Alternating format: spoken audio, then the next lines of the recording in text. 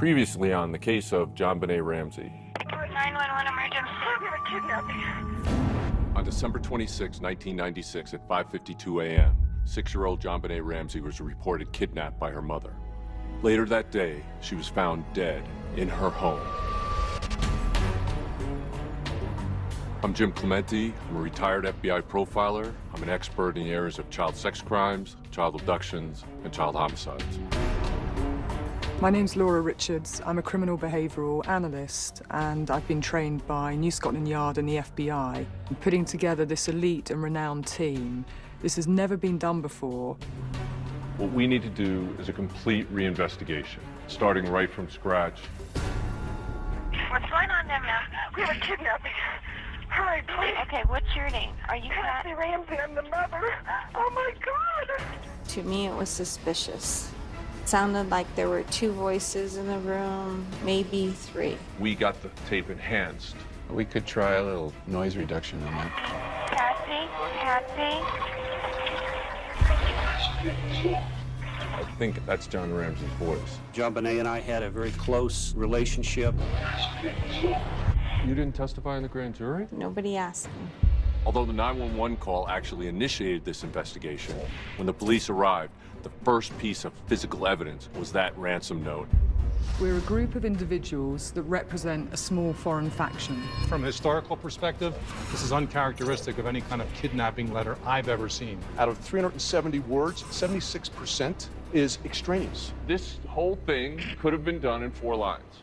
They're trying to sell this now. It's a sales job. So I would say we have someone, an adult, 30 or older. When someone puts a statement in like that, it turns out to be a female. So it was my belief that the ransom note was a red herring.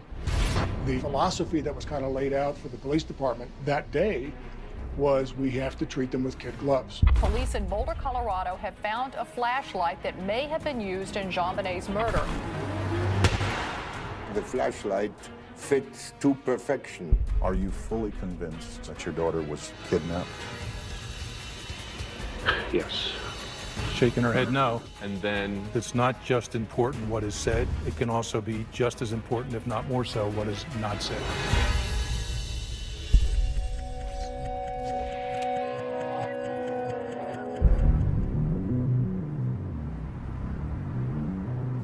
So we're all here almost 20 years later. We're on a fact-finding mission. This is a reinvestigation, and of course we've got some of the best brains, not just in the US and the world, around a table trying to understand, what went on in the house that night. This is a 6-year-old girl who lost her life. do you believe that pieces of evidence point us outside the house to a kidnapper or somebody who's trying to make people believe they're a kidnapper, or inside the house towards the family? On the one hand, John and Patsy were suspects, but then on the other, we have all the speculation around other possible suspects, very mixed motives, very different things. We need to keep an open mind as to whether this is an intentional murder or whether there's something else that was made to look like an intentional murder. So let's discuss the potential for the intruder theory. So the intruder theory basically is that somebody was able to surveil the family and find a time when they weren't in the house and get into the house. And then when everybody else went to sleep, they write a ransom letter. And then they took JonBenét, possibly used a stun gun to subdue her, and then took her down to the basement, tied her up, killed her, but still left a ransom note. The person who killed JonBenét sexually assaulted JonBenét. He did stun gun her. He did build a specialized garrote to kill her. Why he did all these things, I don't know. But JonBenét died a very brutal death in the furthest corner of the basement of that house. In 2001, Lou Smith went on national television, and this, for a lot of people, cemented the validity of the intruder theory. So one of the key issues with this case is the theory of an intruder coming through the basement. That was Lou Smith's theory, right? Yes, Lou Smith, he was a Colorado Springs homicide investigator. And he was hired by Alex Hunter, the district attorney at the time. He spent about a week looking at the crime scene photos and such, and came up with the theory of the intruder. He was a good and respected homicide detective in terms of, he's getting results and clear up. Absolutely. Right? And because there was no history of abuse, no domestic violence, child abuse in the house, ergo he thought it must be an intruder. Yeah, why does it only have to be those two things? Two theories. Parents can be involved in another way other than murder. It's not one or the other. There's a bunch of shades in between. And we have to look at every one of those. That's the responsibility of an investigator. And that's something that seemed to escape a lot of the people who thought intruders were involved. So why don't we look at the crime scene video? This is the stairway going down towards the basement. But the children played down there. Mm-hmm. And that's the window that he's saying that somebody came through and intended to go back out, right? Right. So you can see that, it doesn't open fully. There's some type of chase in the ceiling there. You'd have to have your body over this direction. Which window was actually broken? It's the middle window that's open right there. John did that to get into the house because on a number of occasions he's locked himself out. But it was clearly before the death of JonBenét. Oh, exactly. It was earlier that year. The pane had just never been replaced. The cobweb is in that corner. There you go. Oh, wow. Okay, stop. Here, you can see that all this dust and debris is already caught in it. It's weathered, it's got materials in it. It's very clear that this is not a brand new web. That would not have survived someone going through that window. Notice, Katie, too, that this is an area that's real hidden from view. So this is Lou Smith opening the window. So look, his entire hips fill that window. Right. Mm-hmm. Go back where he's in the windowsill and freeze it, please. When he's coming through, if there was a cobweb going across here, he would have knocked it out. And he fills the entire space. And look where his hand is. His hand is holding the corner there, exactly where that spiderweb was. I can imagine just the type of maneuvering you would have to make to get through there climbing out. And what type of destruction would have taken place with that? Well, we'll try to do that, and we'll see what happens. We certainly tried to get access to the house, but a lot of the layout had changed. So it made much more sense to actually recreate the house. Given that so much of the theories are speculative, we think it's so important to test out each hypothesis to establish whether it is even possible. Laura, you up there? Yep, I'm here, Jim. How's your view from up there? How well can you see into this area? So not particularly well, and if we also think that this was a wrought iron grate on top with some foliage as well, so you're not really going to get much of a vantage point to know what you're going into. And you know what? This happened at night, so we're going to have to cut the lights to simulate that. Right. So they'd have to lift up the wrought iron grate. And lean it against the house. Yep, so all the foliage would have been disturbed. Right. How tight of a space is that there? Well, coming into it, it feels pretty small. And of course, there's probably easier ways of getting in. So this doesn't open a huge amount. Right. It's a tricky entry point. But there is space. All right, so it's possible. To actually come through here, your body does have to come to this side because I don't have movement here. I can hold on to here, but I'm going to have to drop my body through. All right. Cobwebs here and some of the debris. Would be on the soles of my shoes as I'm walking through. In the crime scene video, this was completely intact. And of course, here's a photo showing that it was. And I was trying to be careful, but I'm not sure if the intruder or intruders, if they were coming through, would really be thinking, hang on, there's a cobweb there, I must leave that intact. Right. Particularly when so many other things were left at the crime scene. The whole theory Lou Smith espouses is that this suitcase was left here in order for the intruder or intruders to get out through this window. You gotta figure out a way to get out of there and not further disturb what's left of these spiderwebs. Right, so I'm gonna give this a go.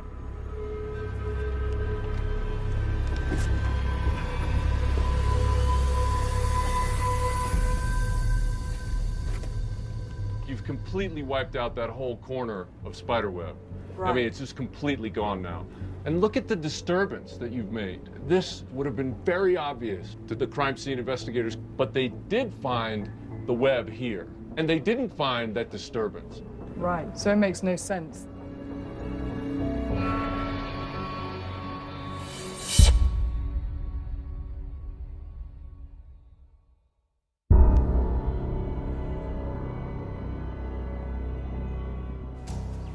Certainly over the last few months, we've heard about all the theories that this was someone outside the family, an intruder coming through the basement, who assaulted her sexually. It says in the autopsy that there was some signs of this. Dr. Spitz, you reviewed the autopsy findings and the injuries and the sequencing. Can you tell us a little bit about that? An autopsy technician brought for me a microscopic slide that was from the genital tract of this young lady, JonBenét. Okay. And I looked at that in a microscope. The amount of damage is almost non-existent. There are the few fibers of wood in this microscopic slide. Really look at that size. It's microscopic. You probably wouldn't even have seen with the naked eye. I think there's two possibilities. One is that that piece of wood was actually inserted there, and the other is that it's secondary transfer. A secondary transfer could be anything, even during transfer of the body, because don't forget, the body been moved up, then we moved quite a few times in different locations. Then the blanket was put it on.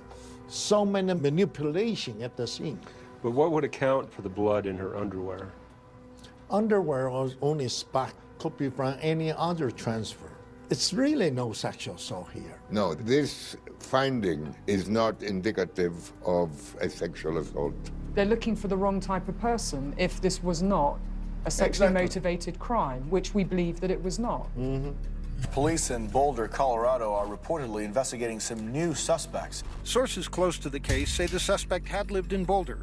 Investigators moved in on John Mark Carr. Certainly JonBenét being in the beauty pageant circuit, and the pictures that were seen of her made up could have you believe that this was a sexually motivated crime, and many people bought into that. What about the other injuries, the two marks on JonBenét's lower back? The two marks could have been from a stun gun. The stun gun played a very key part in Lou Smith's theory. Lou Smith suggested that a stun gun, possibly an air taser, was used to subdue JonBenét. We're going to actually do a demonstration with a stun gun to try to determine if it leaves marks that are consistent with this or not consistent at all. This is a sergeant with my department who's volunteered to be tased today. We've all been tased previously during our law enforcement training. We appreciate you being a test subject for us, and we're going to take this very seriously. We have medical personnel standing by in case there's any problem.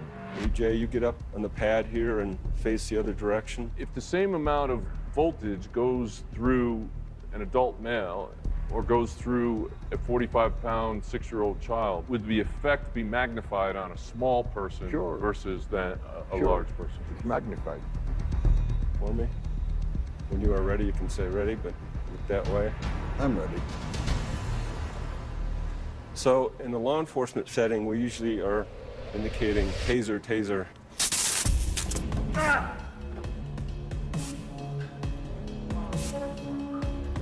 I'm okay. How did that make you feel?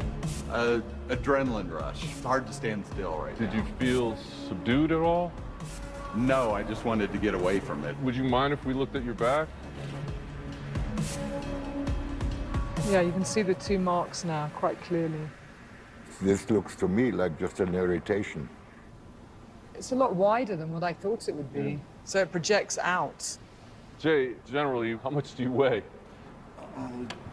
215. Okay, 215 pounds. So that's like almost 5 times what JonBenét Ramsey weighed. What do you think the experience would have been like for a 6-year-old girl who only weighed 45 pounds?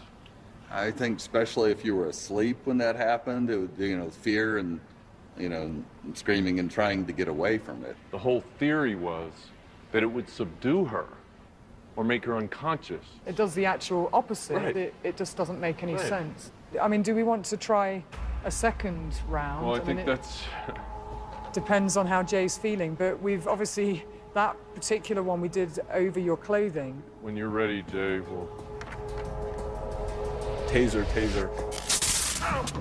Oh! That was even more violent. Sorry, you all right? Yeah. So how does it feel? This soon afterwards, I just feel everything. I mean, my heart's still slowing down. Does it make you feel energized, or? Yes. It does. They don't look anything like that.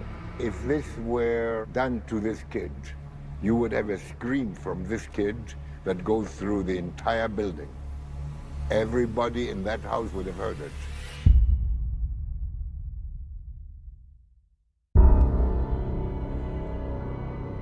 The investigation of JonBenét Ramsey's murder focused on her parents. But the Boulder District Attorney says no more. New DNA evidence clears the Ramsey family. In a letter, she writes, "To the extent that we may have contributed in any way to the public perception that you might have been involved in this crime, I am deeply sorry." DNA technology has evolved significantly since 1996. Today, trace DNA, or what some people call touch DNA, can actually be found in multiple situations, and you have to actually understand what is the significance in any particular case. Since 20 years ago, DNA has gone from a science where we needed a lot of material in order to find somebody's DNA. Right. But now, we only need 1 or 2 cells. Significantly, there is a foreign DNA profile found in JonBenét's underwear. Due to this, many people believe this DNA profile one day will match to the killer. The panty. Here some foreign DNA was found, but not any family members. That DNA maybe has no forensic value, just have some innocent explanation, get there. It's not the true piece of physical evidence to link somebody or to exonerate somebody. Come to my Institute of Forensic Science have a laboratory. Should test again for DNA. That can shed some light of the whole case. DNA evidence clears the Ramsey family. DNA found in JonBenét's underwear is strong evidence of an intruder. Police should be looking for suspects outside of the Ramsey family. The DNA that was found on her panties and her underwear tested against hundreds of people, and it hasn't matched any of them. What does that tell you about the circumstances of this? Many times DNA not prove somebody guilty or innocent. Right. It's not. Where the DNA was found, how that was transferred, you have to put all the pieces together, right, like a puzzle. Any reconstruction or scientific examination of the case, you have to go through that rigorous testing.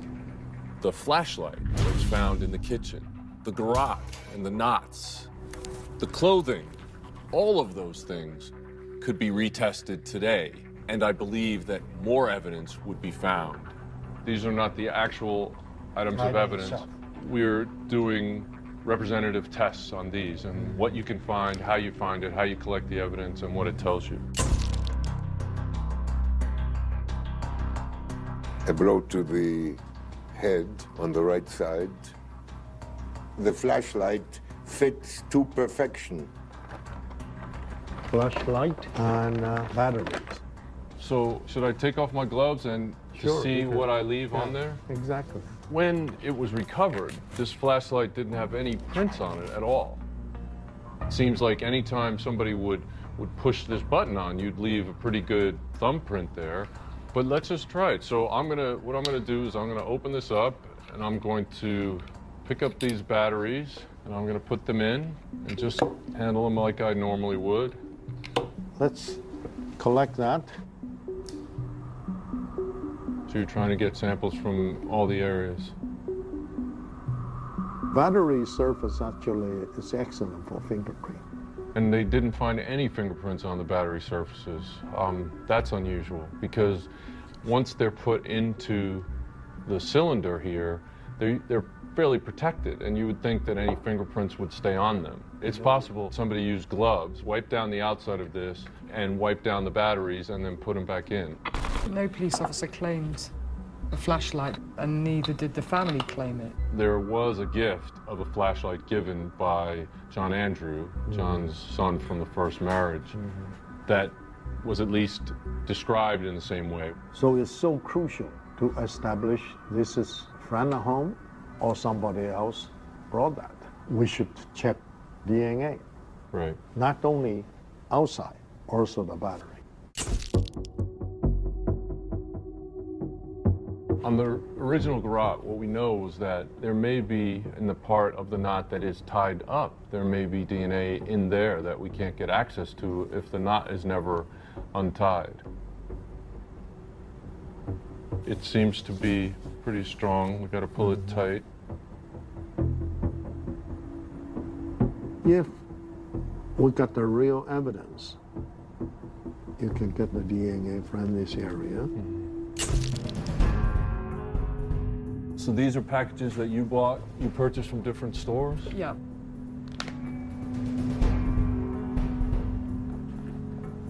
The principle of this is to find out the new panty, whether or not can find foreign DNA. Right. What we do, we did a macroscopic examination, look at any indication and body fluid. So this has just come out of the package. Nobody touched this package. No. Try to see any material. Can you see that? Yeah. Can you see that two dots? That even could be a blood stain too. DNA found on the panty, not necessary the suspect deposited. Right. Because this is a new panty, we know nobody wore it. So we just collect a sample.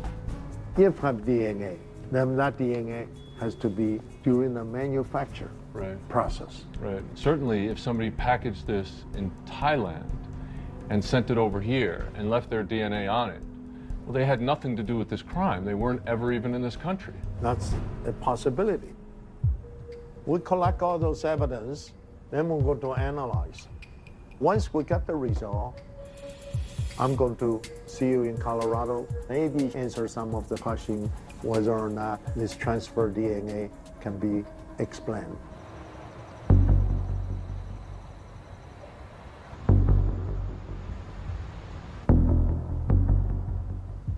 Dr. Lee, Yeah. how you doing? We got some result. Oh, really? Well, that's good to hear. These are not the actual items of Item evidence, itself. but we wanted to see what evidence you can get off the flashlight, the garrote, and panties. So the first is the garrote. The part of the knot that is tied up, there may be DNA in there. It shows XY, that's a male. It's you, Jim. Okay. In addition, all these markers. Wow. Yeah, that's fascinating. Now we look at a flashlight. The battery give result. And would you have seen this back in 1996, or is this all now about technology advancing? At that time, for some reason, they only did 4 markers. Like here, we did 16 markers. Well, that's a very strong sample then. Very strong sample. The DNA, the new technology, is sensitive enough, easily detect. Some of the sample clearly match one of us or mixture, and some, for example, panty, did not match any of us because we did not touch. New, never were before, but have DNA on it. The new panties. New panty, that just were... from the package. You remember we opened it up? Yes. We all wear the glove, right. So nobody touched the panty. The panty have DNA, right? Which indicative that DNA was left on during the manufacture process when the worker handled the panty. Not more likely a female because we found an X chromosome. So a female worker either sewed them together or packaged them and left transfer DNA on there. What the district attorney at the time, Mary Lacey, said was, "We do not consider your immediate family, including you, your wife, Patsy, and your son Burke, to be under any suspicion in the commission of this crime." She says unexplained DNA on the victim of a crime is powerful evidence. The match of male DNA on 2 separate items of clothing worn by the victim at the time of the murder makes it clear to us that an unknown male handled these items. Dr. Lee, isn't it true that DNA can transfer from one garment that's worn on top of another garment? That just the friction, pulling it on, wearing it, moving back and forth can transfer? There are some studies even say send a shirt to laundry. Sometimes can have a transfer. Come back. And you come back. It seems like District Attorney Lacey should not have exonerated anybody based on just transfer DNA. I'm not a lawyer, so Okay. I don't know. I only right. look at the scientific evidence. Got it. DNA recovered from a case sample probably should be ignored. The DNA on the garage is more important. The note, the pen. If they still have the flashlight, it's not too late. We'd really want to get Boulder Police Department to work with you to re-examine everything. I think they have to take your recommendations and retest with newer technology, with more reliable DNA tests, all the evidence that they have. DNA is reliable evidence if you interpret it properly. We can all look at it, and once get the result, we should let the evidence speak for itself. You know, from looking at everything that we've discussed, going back to the very basics, someone has died inside this house, okay? How did it happen, and who's responsible for it? When we put it all together, is there anybody here that has any opinion about whether or not this was a staged crime scene? It is not a foreign faction who committed this crime. All right, but what are the circumstances under which people stage crime scenes? Attention to be focused elsewhere. Yeah, to push the attention somewhere to redesignate what happened as something other than it was, or cover up to try to protect themselves, protect somebody else. To me, this crime happened within the 4 walls of that home. Yes, I believe this is an inside of the house killing. So I think you can eliminate that outside intruder hypothesis.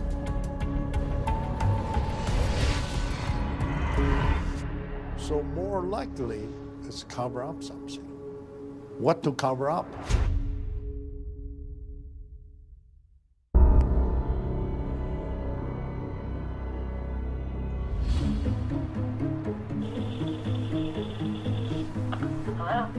Hello, Gretchen. It's Jim Clementi. I called you yesterday. Where did you get my name from? Do you know James Kohler? I do. He's working with you. Yes, he is. Okay.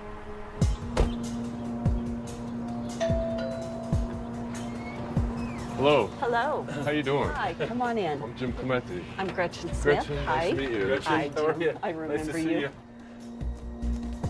I was hired onto Boulder Police Department in 1990, just regular patrol, and I worked the streets for several years. What did you think about the fear in the community that there's a killer on the loose? Well, the fear from inside the department was not felt because some people felt that they knew who the murderers were. However, we wanted to make the community feel comfortable, so we would do the extra patrols diligently. I noticed going through the press releases that the Boulder police made, they were pretty bold in saying they did not believe that there was a killer on the loose and the community was safe. I think there was not a killer on the loose, or not some random killer roaming the neighborhood looking for little girls. And there have been no other similar cases in the metro area either, either leading up to or after this No, event. nothing. This was a one-of-a-kind. So that must have been pretty frustrating to see what was reported in the media about a killer being on the loose. I think the media was led to believe that. There were other voices speaking to the media. Who was that? There was the DA's office. I want to say something to the person or persons that committed this crime. Even though that may not have been the attitude of what was actually going on in the case. We will see that justice is served in this case and that you pay for what you did. The JonBenét case destroyed morale completely. Really? There was no morale. You know, when you're a police officer, you want to work with the district attorney's office. Sure. You should be partners in your job. Because we weren't at all. The goal is to find the bad guy and put him behind bars. What do you think was the basis behind that? Well, the parents of the child, they had money. The district attorney's office and some of administration did not want to hear that an affluent member of the community was guilty of a crime like this. They didn't want to hear that. I don't think they wanted to solve this crime. And if they had to go down a different path that might not have been the truth, I think they were willing to do that. We do not have sufficient evidence to warrant the filing of charges against anyone who has been investigated at this time. Police Detective Steve Thomas left the case and left behind a condemning resignation letter. Thomas implied the Ramseys had intimidated the DA's office, saying, quote, attempts to gather evidence were met with refusals, and instead it was suggested that we ask for permission from the Ramseys before proceeding.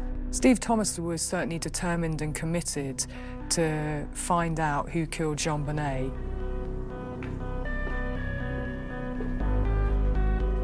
Good to meet you. Thank you. Pleasure to meet you, Steve Thomas. This is likely the last time I'm going to talk about the case publicly, but I'd been told that law enforcement and very credible and professional people were trying to make a difference. And I knew that after this 20-year milestone, this might be the last opportunity to be on the record. So I appreciate you having me. So why don't we just get right down to it? So what did your investigation reveal about Patsy's involvement? I think she was the author of that ransom note. We know that was her pad. Her fingerprints were on that pad.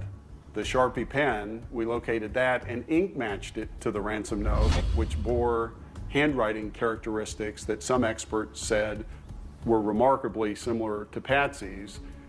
If we found that body of evidence in the possession of any third party, that's pretty damning evidence. But in this case, for some reason, the district attorney wanted to create some parallel universe why it wasn't hers.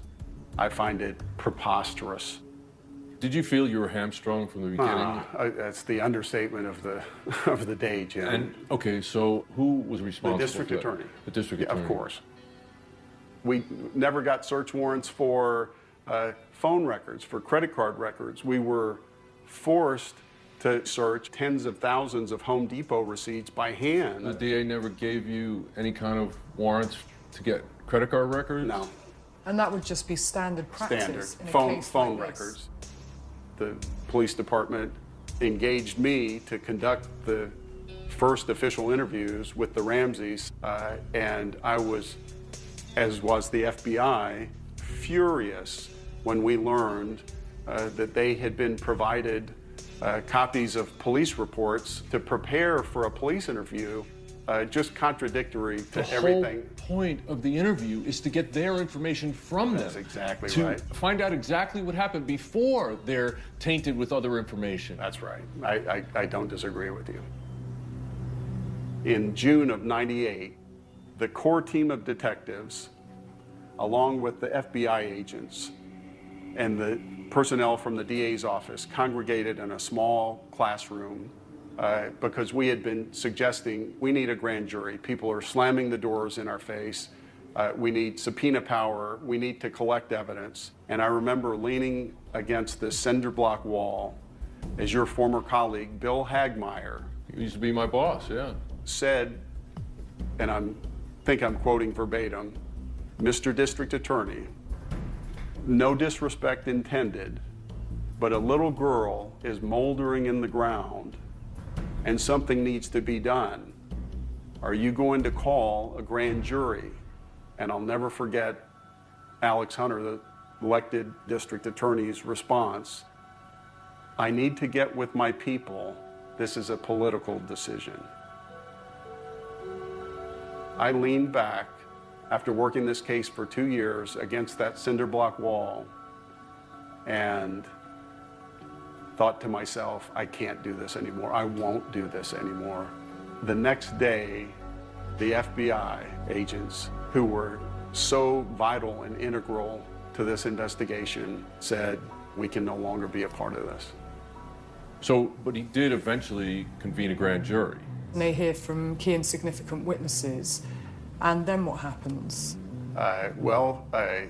In October of 1999, the district attorney, upon the grand jury concluding, had a press conference, and I, as much of an insider as anybody on this case, was led to believe that the grand jury had disbanded without any further comment or vote.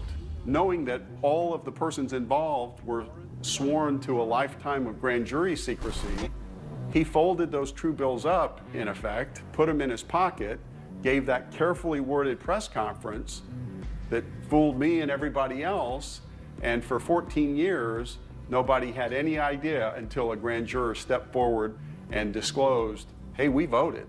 We voted to indict. A Boulder District Court judge today approved the release of documents in the JonBenét Ramsey case. The Boulder Daily Cameras reported earlier this year that a grand jury had voted for an indictment of the little girl's parents, John and Patsy Ramsey. Alex Hunter, the district attorney at the time of the grand jury, chose not to prosecute the Ramseys. Some cases in particular never leave you. How can you look back at this case now, 20 years on, and not be angry? Everyone forgot about JonBenét. It became about politics and agendas and creating a smokescreen. Why? Welcome to the Ramsey investigation.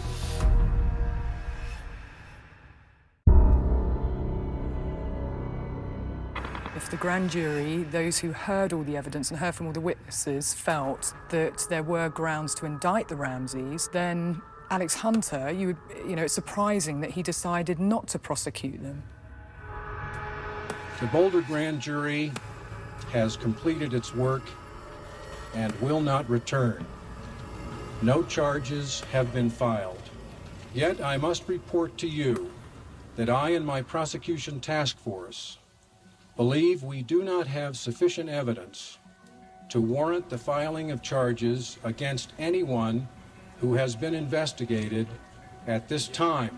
So in light of the fact that we now know the grand jury did sign the 2 charges for Patsy and the 2 charges for John, it really puts in a different light the statement that Alex Hunter made in 1999 when the grand jury concluded its proceedings. The way he said it was very misleading, as if they did not want to file any charges.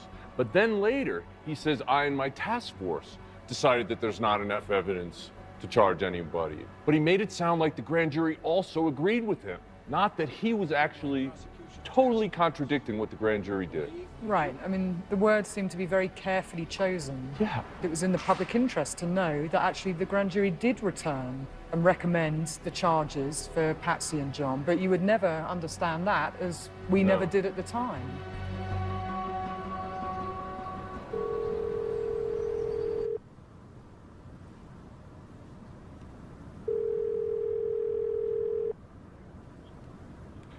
Hello, is this Alex Hunter? How you doing? My name is Jim Clementi. I'm a retired FBI agent. I'm actually trying to help bring closure to the JonBenét Ramsey case.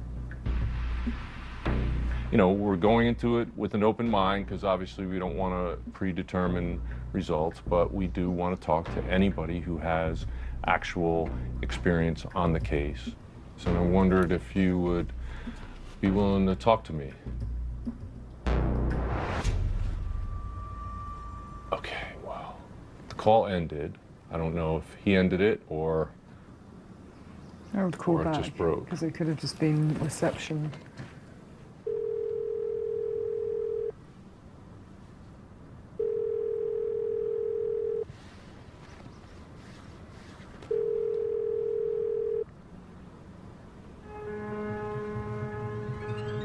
Yeah, I'm sorry. I don't know what happened either. It could be my bad service.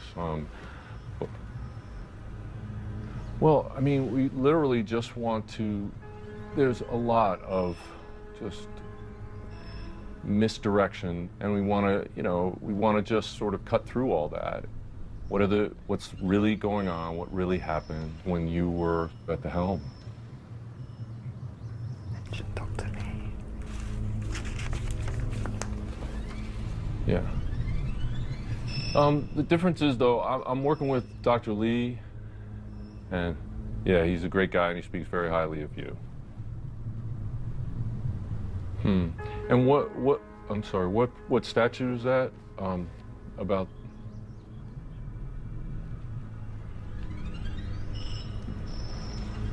But the statute actually prevents you from talking about the evidence? Okay.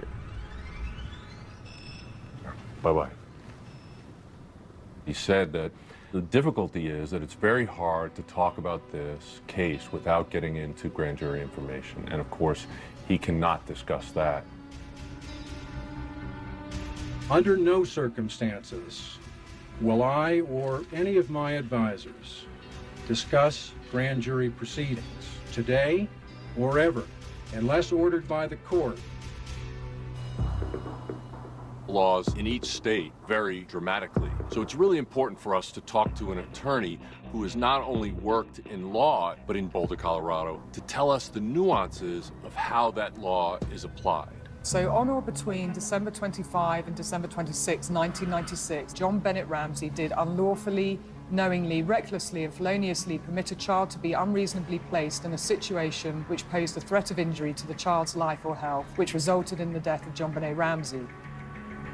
The other count was JonBenét Ramsey did unlawfully, knowingly, and feloniously render assistance to a person with intent to hinder, delay, and prevent the discovery, detention, apprehension, prosecution, conviction, and punishment of such a person, knowing the person being assisted has committed and was suspected of the crime of murder in the first degree and child abuse resulting in death. Does that mean that they're charging John with assisting Patsy if she did it, and they're charging Patsy with assisting John if he did it? It's legally possible in the state of Colorado for John to be assisting Patsy, and Patsy to be assisting John. Wouldn't they both then also be charged with the underlying crime, as opposed to just... Yes. Normally, if they do an accessory charge, which here is generally after the fact, it's usually somebody else. My opinion would be that there's a third person. The only third person that's left is Burke Ramsey. And it's a complicated area. Colorado's minimum age for prosecution is 10 years old. The science behind it, of course, would be that the child under 10 is not psychologically able to commit a crime. And they use the old common law term, which is infancy, which is to say that they cannot form the intent. If you look at the brain science, as we know, the frontal lobe is not fully developed, and that's where the executive functioning occurs. And so it's difficult to say, well, a kid clearly made a decision to do X, Y, Z. With regard to Burke, he was 9 at the time of the crime. Right. So you have to go at the time of the crime. Right.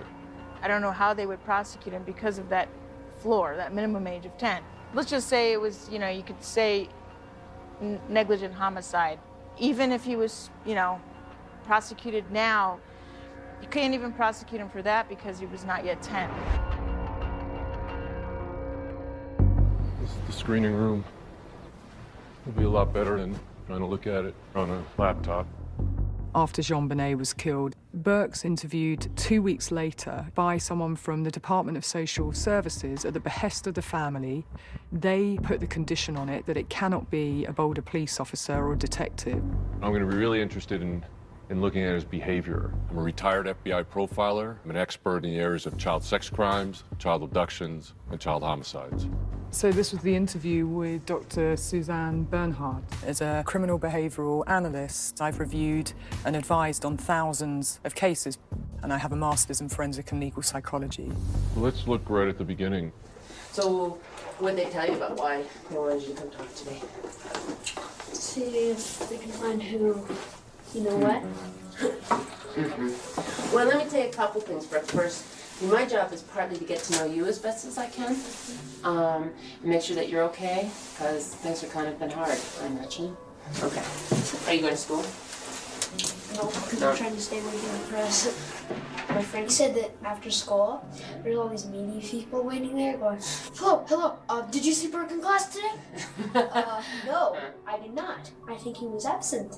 Oh, thanks. Huh. So do you feel like you're pretty safe? Yeah. Yeah? You ever worry about it? Not really. No? I'm usually just playing my Nintendo. Yeah? Okay, stop it there. I haven't seen any indication yet that this child has been through a recent trauma. He seems to have gone into sort of playful mode, and the tone of it is completely off. His sister disappears in the middle of the night. She ends up dead in the basement, and he doesn't worry about himself or worry that they may come back for him. I mean, that's another thing that normally plays on a child's mind. Sure, especially somebody who's that young. I mean, they're still very vulnerable. He was in the house at the time and doesn't seem to be concerned at all. Do you have any secrets, do you think? I probably do, but I don't really remember them. Yeah? And if I did remember any, I don't think I'd tell you. Why not? I'm a good person to tell secrets too. Because they're secrets. That's true. I was just kidding. All right, well, what's interesting here, a couple things. Any trained child interview specialist should know that the most important things are the things that people tell children are secrets. Those are generally the crimes that are committed against them and the crimes that they witnessed. Over the course of my career, I've actually attended training and given training to child interview specialists. I don't know why she just totally gave up on that. Do you think she might circle back to it? I don't know, we'll see. So have things changed at your house a lot? A lot, yeah. Yeah, what's changed? Well, you know, the police have it blocked off and stuff. Well, what about for you and your parents? Okay. You know, parents are sometimes crying. Yeah. But I'm basically just going on with my life. You know? That's an odd turn of phrase, to just go on with your life when your sister's been murdered and found in your house. I'm not sure you can just go on with your life. I mean, children are very resilient and they do get on with things, but this is right in the eye of the storm. Everything has just happened. This is life-changing, this event, even for a 9-year-old boy. I'm basically just going on with my life. You know? So what do you think happened? I know what happened. I mean, when she got killed? How do you think that happened?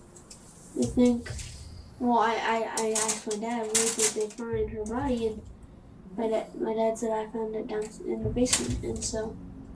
All right, hold up. So I know what happened, right, when she was killed, right? And he said, I asked my dad, where did they find the body? You know, it's what he's not saying. What you would logically expect at that point is asking what happened to her. So what do you think happened? I know what happened. I mean, when she got killed? How do you think that happened? I think, well, I asked my dad, where did they find her body? And my dad said I found it down in the basement, and so I think that someone took her very quietly and tiptoed down the basement, and then maybe took a knife out, and then, you know, or something like that. Do you think that's how she died? Or maybe a hammer in the head, maybe. You see that? That's a physical demonstration. Let me back that up just a couple seconds and see that again. And then maybe he took a knife out, and then, you know, or something like that. Do you think that's how she died? Or maybe a hammer in the head, maybe. You know, it's just at odds that he's acting it out at all anyway. I mean, most children would not kind of future project this or reenact it in a room. And then on top of it all, there is no emotion, no appropriate emotion at all about this happening to his sister. Do you think that's how she died? Or maybe a hammer in the head, maybe. When Burke was born, he was the apple of his parents' eyes. He could do no wrong. He got the full treatment of gifts and clothes and trips and you name it. But then when JonBenét came along, and especially as she got older, and her destiny was to be in the pageant system. My name is JonBenét Ramsey, and I'm 5.5. That attention that Burke had switched from him to JonBenét. And how did he react to that, do you know? I think he had a bad, Burke had a bad temper, It's like he had a chip on his shoulder. He had hit JonBenét. When was that? Before the murder, I would have to say it was probably a year and a half. They were playing in the yard, and apparently he hit her with a golf club right here. And how did you find out about this? Oh, I think I asked Patsy at the time when I was photographing them what the scar was. She said that the kids were playing and Burke lost his temper and hit her with a golf club. After the murder, I took my daughter, Lindsay, and myself, because Lindsay wanted to see Burke. And they opened the door and escorted me into the living room, and Patsy came in. You know, after talking to Patsy for about 10 minutes, I went to get my daughter, and there was Burke, and I walked up to him, and he said in this terse voice, "Get away from me. Don't touch me. Leave me alone." And I put up my arms and said, "Okay, I won't touch you." There was something wrong. So what did your parents tell you about your sister dying? I just, when I got there to the house where we were kind of funeral type thing, but my dad said, JonBenét's in heaven now. Just got burst into tears. Not bad. How are you dealing with it now? I kind of forget about it because I'm just going. You're just playing your video games all the time. Go. So,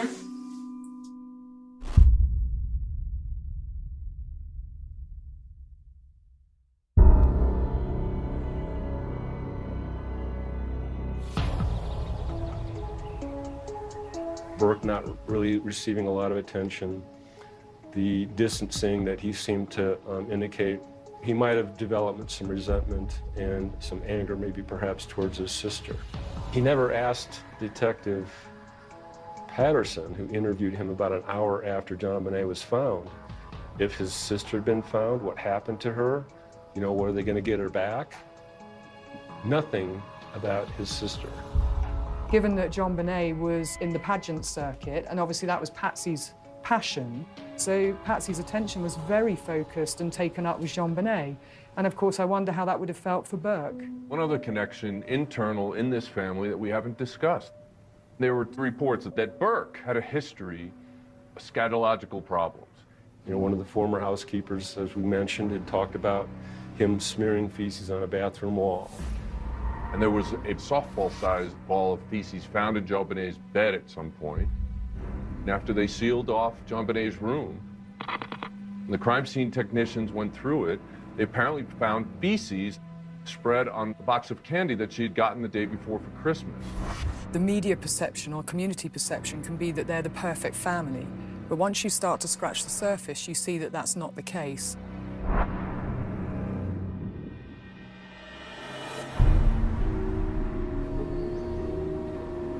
All right, so let's move on to the Schuler interviews. This is about 18 months after JonBenét died. Burke is now 11 and a half years old, and he's being interviewed by Detective Schuler. And you know, it's been a long, painful process for you, up to now, hasn't it? And for your mom and dad? Probably. Why do you think you're here? You want to find out who killed my sister? It's pretty clear that Burke is sort of acting like a smart aleck here. Like, I'm smart and I'm proud of myself. You know, he lays back, so let's see how and if that changes. Did you hear mom and dad talking? I just heard mom like going psycho. Going psycho? Yeah, or like, yeah. Did you go down and see what was going on? Just stay in bed. So what went through your mind then? Then I thought, maybe JonBenét is missing, but that's not that likely, so, yeah. I mean, what are the chances of that happening? Is there anything about that night, if you can remember hearing anything during the night, I don't remember hearing anything because I was sleeping, you know. Did you sleep? I always sleep real deeply and I can never hear anything. When he says really deeply, never hear anything, that's overselling. He's trying to convince Schuler rather than just convey that information. And typically, when we see that kind of overselling, it's because somebody is deceiving. What did you do next? Laid in bed with my eyes closed, trying to get to sleep. Kind of wondering, you know, did something bad happen? You know, did something bad happen? Or what? I was trying to think of what happened. So you were curious. Yeah. When you're curious about something, what do you normally do? Try to find out what the answer is. Did you do that after Mom came into the room? No, I figured somebody would probably come in and tell me. Or I would find out later in the day. He knows that something is unfolding. Most children would jump out of bed, probably, unless they're being told, stay where you are. Yeah. You know, you would expect him to be asking and not just be accepting of when something unusual is unfolding. Right. Now, when you'd go to bed at night, what was your normal routine? I mean, would you get a snack before you went to bed? I might get a snack. Not usually. If you got a snack, what would you normally get? Or what would Mom let you have? Pudding or yogurt. Pudding and yogurt? Some parents let kids have cookies and candy and cereal and fruit and things like that. I think, yeah, she would suggest like fruit and... So what kind of fruits would you typically have at home? Like pineapple maybe. Yeah, do you like that? Yeah. Okay. Is that your favorite fruit?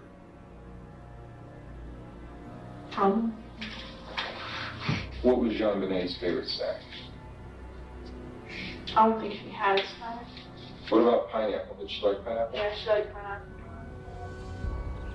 So one of the key issues with this case comes back to something that might look quite innocuous and inconsequential, but it actually tells us a lot about what probably went on. In JonBenét's small intestine, there was a piece of organic material that looks like pineapple. I want to know the condition of the pineapple.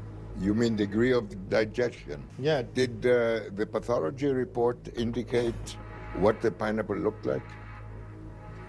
Or the gastric contents? What it says is the proximal portion of the small intestine contains fragmented pieces of yellow to light green tan apparent vegetable or fruit material which may represent fragments of pineapple.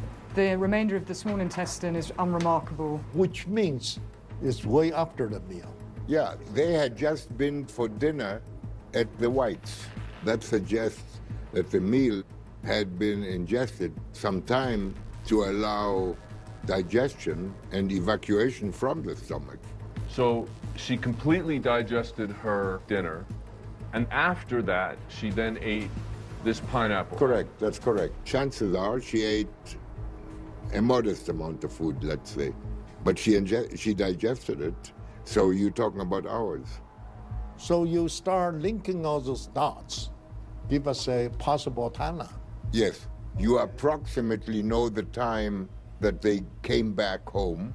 JonBenét was asleep when they got back. And we know that John Ramsey put her to bed. The pineapple was ingested subsequently. We do know that JonBenét's reportedly her favorite dessert was pineapple in milk. There's a bowl that looks like it's pineapple with milk sitting on the table. The bowl of pineapple really quite a few pieces. So something interrupted, did not finish eating.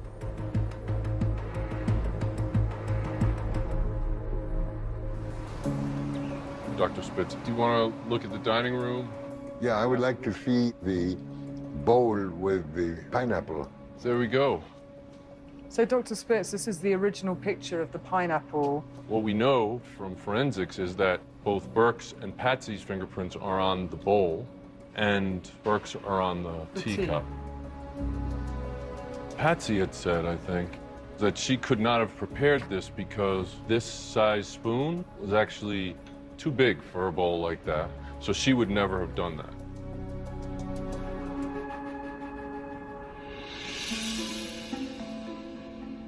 Did Burke prepare himself some tea and pineapple and milk? There are fingerprints on the bowl and on the tea. Were JonBenét's fingerprints on any of this?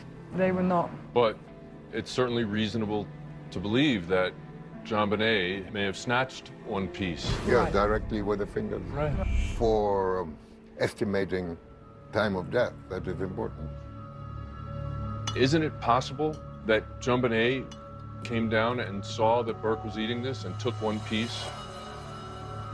She didn't touch the bowl, she didn't touch the spoon, she didn't touch the glass. I've had 3 grandchildren myself. Kids will do that. Right. They'll go by and pick out a piece with their fingers. Yeah, and being a bit cheeky. Yeah. And then maybe running off. Yes. Swallowing is a voluntary act. Right. You have to want to swallow. So if she was wanting to swallow, she was alive and conscious. Do you think this could have been the tipping point that started the entire rest of the cascade of events that happened on the day she died? Could be. Can you tell me what this picture is? That's the dining room table. Can you describe that to me? A bowl of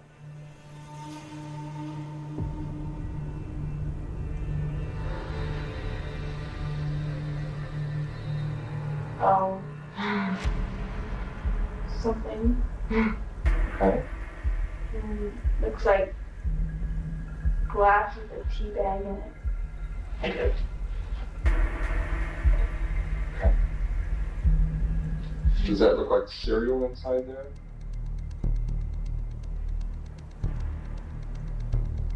No. Or does it look like? It was a little big one piece right there. Uh-huh. Maybe like fruit or throwing a spoon. Such a simple question to ask. So why isn't he just saying what it is? He's evading any answer and is uncomfortable about answering it. This should just be an insignificant conversation. He looks like he's about to jump out of the seat, and he was like leaning all the way over the picture. It was really weird how he did that. It's a very dramatic change in behavior. I think he's aware that that piece of pineapple in JonBenét's stomach actually creates a major problem in terms of the timeline of when and how she was killed.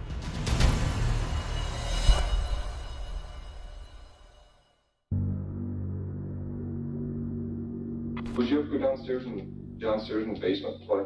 Yeah, I had a electric train there. How about the last year you lived there? Did you play there much?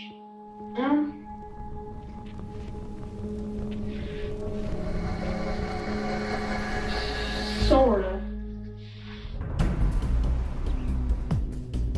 When the Boulder Police Department asked me to investigate the JonBenét case, I was looking at the stun gun and the abrasions in the autopsy, described them as abrasions versus burn marks. Even the taser company said these were not the types of marks that would have been left by one of their stun guns. When I asked for the one-to-one photos to be done of these with the air taser, and as you've seen, the stun gun marks did not align with the weapon that was being proposed. Right. And I thought that was pretty significant. And these particular wounds, they're on her side. They were on her lower left back, if I recall. Right.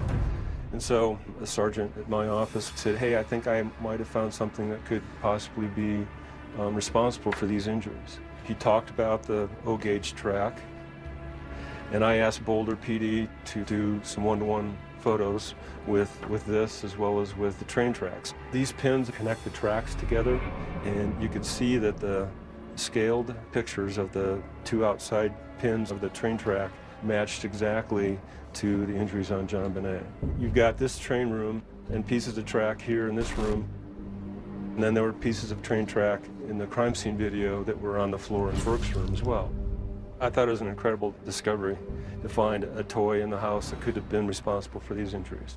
If you look carefully at those 2 marks in her back, there is a central defect within each of the marks. That defect is from something penetrated through the skin. She was obviously without a blood circulation at the time. And the reason that she had no circulation is that there was no evidence of blood in the pictures that were taken of those 2 marks. So if we think that JonBenét took the blow to the head, you know, she's on the floor, she doesn't seem to be breathing or she's not conscious, then somebody using a piece of train track. Trying to see if they can get a response or awaken JonBenét. Is this something an adult would use to try to get a response from an unconscious girl? An adult would have been calling 911 for an ambulance. Right. Like the notepad and the pen that was used for the ransom note, this was another piece of evidence that could have been used in this assault on JonBenét, and it was in the home, in the train room downstairs, as well as in Burke's bedroom. You know, I would have to conclude that it's either this or something like it.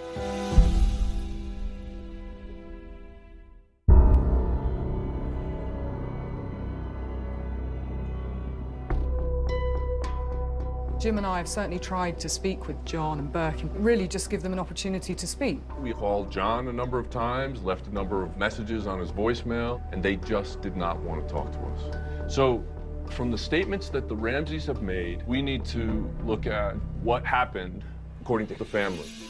So the morning of Christmas. A normal tradition is that I go downstairs, turn on the Christmas tree lights. The kids came down, we opened presents. They both got very nice gifts. JonBenét got the bike and a doll. After Christmas celebration and breakfast, they went to the white dinner party. Well, then they came back home. JonBenét was asleep in the back of the car. I carried her upstairs and put her to bed. And we know Burke was playing with a toy and he was with John. He was putting together a little plastic toy that he'd gotten for Christmas. And I helped him finish it so he could get off to bed, and then I went to bed myself. So the next morning, Patsy, she got up to go downstairs to put on some coffee. Supposedly, when Mrs. Ramsey come downstairs, she found a note on the stair steps. Either before she saw the note or after she saw the note, depending on which statement she gave. She looked in JonBenét's room, saw she was gone. John woke up at some point, she woke him up. I heard Patsy scream. I ran downstairs. She told me that JonBenét was missing, that there was a ransom note. I said, call the police. Sometime during that frantic period, we checked on Burke. He appeared to be asleep to us. They claimed that he was asleep the entire time, that they never woke him up, never asked him if he heard anything, never asked him if he knew where JonBenét was. Right. Right after Patsy makes that 911 call, she calls 2 family friends, the Fernies and the Whites, and invites them to come over. This is when the police arrived. And then it's my understanding that John went downstairs in the basement. I was trying to determine how someone could have gotten into our house. I saw a partially open window with broken glass and a suitcase beneath the window. Then John came upstairs, and apparently Detective Arndt asked him to search the house from top to bottom. So again, John went down to the basement with Fleet White. He went into the wine cellar, opened the door, and found JonBenét. But when they find the body, he disturbs the crime scene, takes the tape off of her mouth, undoes one of the ligatures, and then brings the body upstairs. He puts her on the floor, and then Linda Arndt moves the body to the living room on the floor there. And eventually, the body ends up in the morgue, and an autopsy is performed. In my view, this would have been so easy to figure out if they had not used lawyers who'd shut the door to any additional investigation. Yeah, I believe the Ramseys distanced themselves from the investigation while at the same time claiming to the world through media appearances that they were fully cooperating. We spoke with the police approximately 8 hours on the 26th, another 2 hours on the 27th. The impression that we haven't spoken with the police is totally false. Now that we've been investigating for months. We've been working together as a team. I think we need to actually try to piece together everything that happened. Anybody who does a legitimate investigation will look at all the evidence and see where that evidence takes you. So we have to test every theory, and the ones that remain are the ones that are supported by the evidence. I think some people have the theory that actually what had happened that night was that after a stressful day of Christmas, that there was potentially an accident. JonBenét, wet herself or the bed, and that Patsy just sort of snapped. As we know in profiling, past behavior is the best indicator of future behavior. And from my understanding of the Ramsey family, I don't believe there's been any indicators of violent domestic abuse. That child is a huge investment for her. A lot of time, a lot of effort has gone into that child. Money. They have plans for that child, a lot of money, a lot of resources. She seemed to be living vicariously in some ways through her daughter with the whole beauty pageant thing going on. And just to snap and just all of a sudden take that away. Basically from 0 to 120 with a hammer over the head for mom. I agree with you. We've discussed the intruder theory, that this was somebody from outside the house. No, I don't believe that it was somebody from the outside. I don't think the evidence that stands up to scientific or behavioral scrutiny indicates that somebody came in from outside that home and killed JonBenét. And of course, the media speculating on a pedophile or a sex offender. Dr. Lee said that the DNA evidence in this case is totally erroneous. That DNA has no forensic value. It's really no sexual assault here. James, I'm interested to know what exactly you think happened in the house that night. My hypothesis was that I think the Ramseys came home at around 9:30, 10 o'clock. I think JonBenét was asleep. I think John did carry her upstairs. Patsy remained downstairs with Burke and served him the tea and the pineapple. I think that accounts for the physical evidence as well as the latent prints. Then I think she got JonBenét up to make sure she used the toilet so she didn't wet the bed that night. JonBenét was up. She may or may not have brushed her teeth. That stuff was out on the counter. And then I think she was up and awake enough that she maybe was still hungry, and she went downstairs. In the meantime, Patsy continued packing for the Michigan trip. I think if Burke was upset about circumstances or Christmas presents, he probably would have been upset about her trying to snag a piece of pineapple. Out of anger, he may have struck her with that flashlight. I think we all agree on that. Yes. Yes. Absolutely. Sure. Yeah, I agree with that. However, it's not the intentional murder. I agree. There's no evidence to support it. So you don't think there was malice aforethought? Something happened and caused her death? Spur of the moment or something happened. Or accidental death. It doesn't necessarily have to be a murder. How can that be an accidental death? I know, I cannot see anybody, even a child, taking a heavy object like a flashlight and hitting it on somebody's head as an accident. Maybe in anger, he swung it faster than he thought he would. We're talking about a 10-year-old who, by the way, had hit the same person in the head with a golf club. And what happened? Nothing happened. Nothing happened. Yeah, because he didn't hit her with that same force that he used the flashlight. And that's assuming that he understood. A golf club is designed to be swung and hit a ball. Maybe accident. A flashlight is designed to shed light. Yes, for a doll. Let's say, don't steal my pineapple. In the blink of an eye. From that. Yeah, that's not, I don't think that's an intent kill. Maybe it comes down to what accident means to you. For me, legally, what an accident means is if somebody who did not form the intent to kill, but still, did something, still hits you with a lot of impact. That could be a fact. But what you don't know is what's going on in his head. But you don't know that either. Well, nobody knows. I don't think here have any elements of an intent to kill. I don't think so either. But I think what we do find, though, is an intent to mislead. An intent to cover up. I think early on, we discussed the lack of the family actually getting involved with the investigation to begin with. And that is so atypical of what I see in a case where someone close to you has passed away. You'll do whatever you can to get the case resolved. We didn't see that here. But maybe we did. Maybe we saw it with her brother. do everything we can to protect this child. We see it in the letter. It's a sales job, trying to take the cops down a certain avenue. And we see it in the press conferences. God knows who you are, and we will find you. Every step along the way, we see it. I thought Patsy made a couple telling statements. One was during one of the other interviews, she said that they loved their children, they would do anything for their children. In the DSS interview, where she said she would have nothing left to live for if she lost Burke, that seemed to me motive for a cover-up. And I know there was some debate as to whether or not both parents were involved in the cover-up right away, but I think the mixed motives in the ransom note, you know, whether it's a sexual assault, pedophile, or terrorism or political mixed motives make it pretty clear that both parents are involved. Yeah, I mean, I think from a profiling perspective, mixed motives tells us that it's a high probability that it's more than one person involved in staging, right? Arguably, yes, and that's been the experience that we've had looking at staged crime scenes over the years.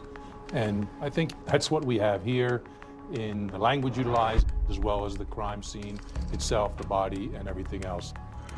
Within an hour of this crime being committed, there's probably the cover-up, starting with whatever they did to the body, and certainly the writing of this letter, the 911 call, everything that happened later.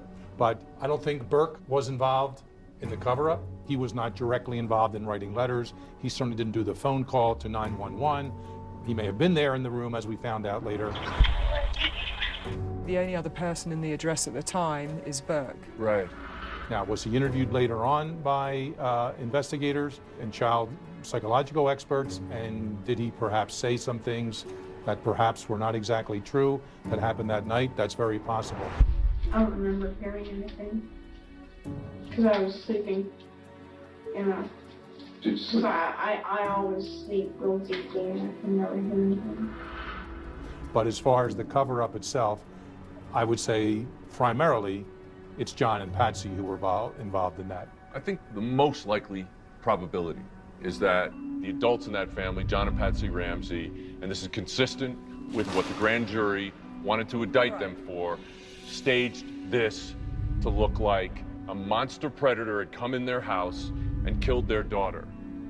It's my opinion that the Ramsey family did not want law enforcement to resolve this case, and that's why it remains unsolved. 100% agree. But what do you expect to accomplish by bringing this case back to life? In the 20 years since this horrendous death, I have no doubt someone involved in this homicide talked to someone about what happened. And I would only hope at some point the persons who may have heard something from John Ramsey, from Burke Ramsey, perhaps the late Patsy Ramsey, would still come forth. I'd love to hear from them.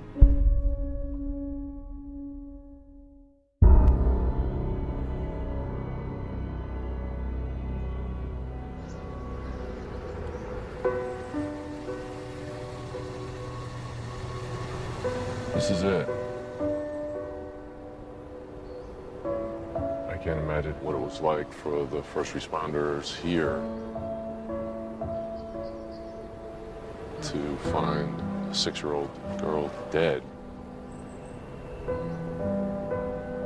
This is a young girl who's become a footnote in her own murder. This case has both haunted me since the beginning and pissed me off.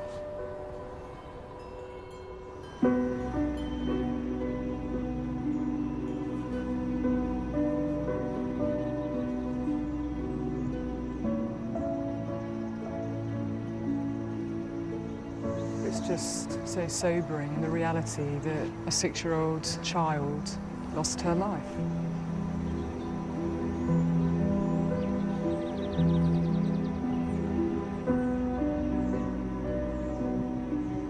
I think in the end, this was about two parents who deeply cared for the daughter they lost and wanted to protect the child they had remaining.